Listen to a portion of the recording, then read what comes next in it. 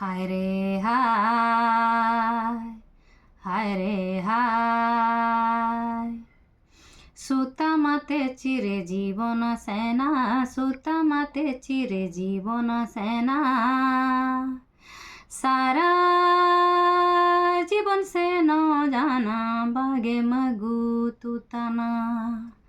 सारा जीवन से न जाना बागे मगु तुतना।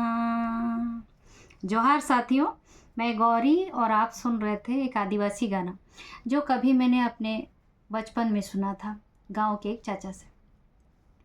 इस गाने का मतलब है, जिंदगी भर धागा पिरोती रही, फूल गूंथती रही, क्या यही धागा पिरोने में ही तुम्हारी ज़िंदगी ख़त्म हो जाएगी?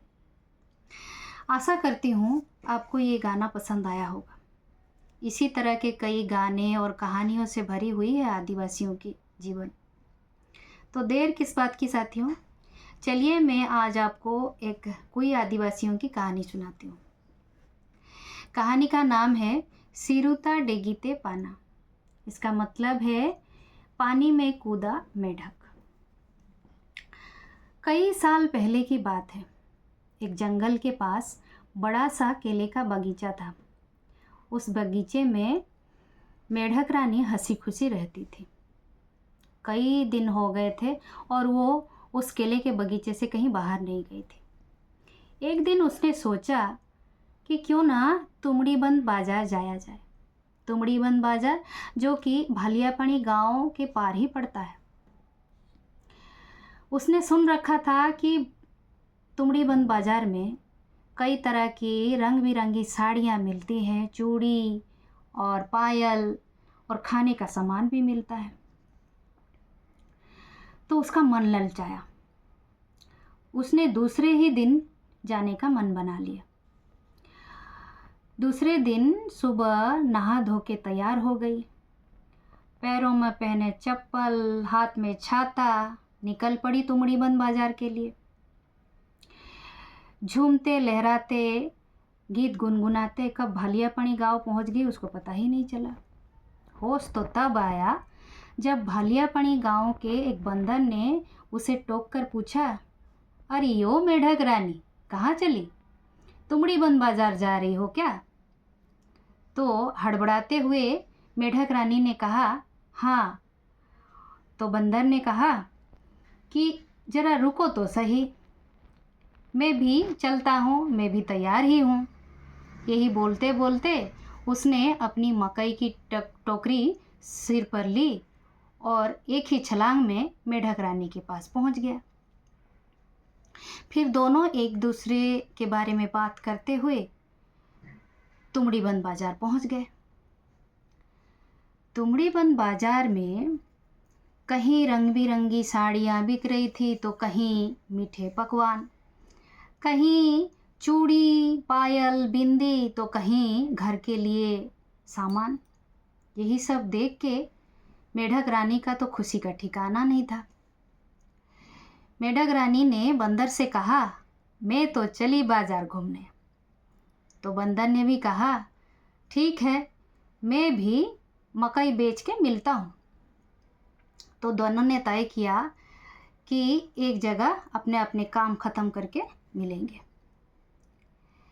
बिना वक्त गवाए मेढक रानी ने पहले तो अपने लिए एक लाल चमकीली साड़ी ले ली।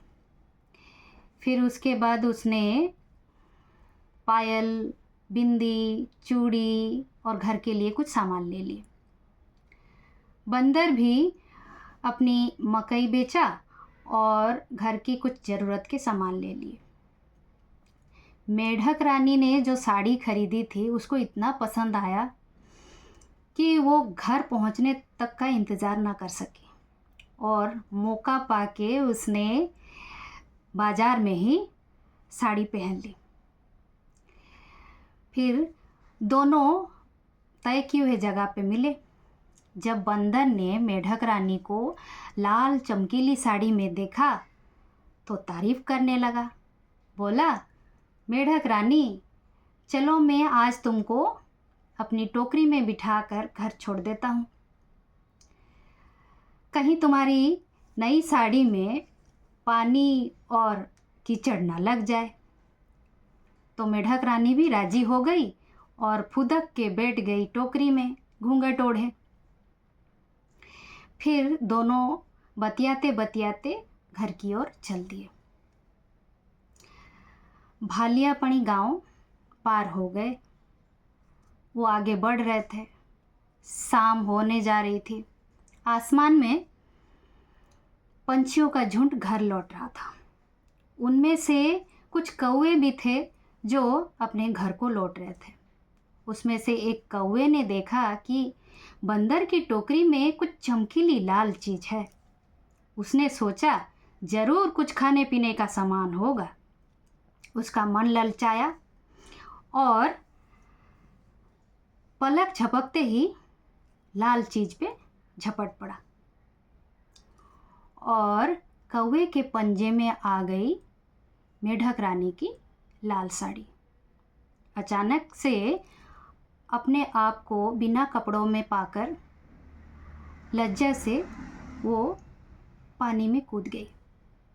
और कहते हैं उसी दिन से मेढक रानी कभी दिन में नहीं निकलती, और अगर निकलती भी है तो पानी में रहती है या फिर कीचड़ के नीचे रहती है, और वही चला आ रहा है। तो ये थी आज की कुई आदिवासियों की कहानी। इसी तरह की आदिवासियों की कहानी और गानों के साथ में फिर मिलूंगी। आज के लिए इतना ही। सबको मेरा जोहार।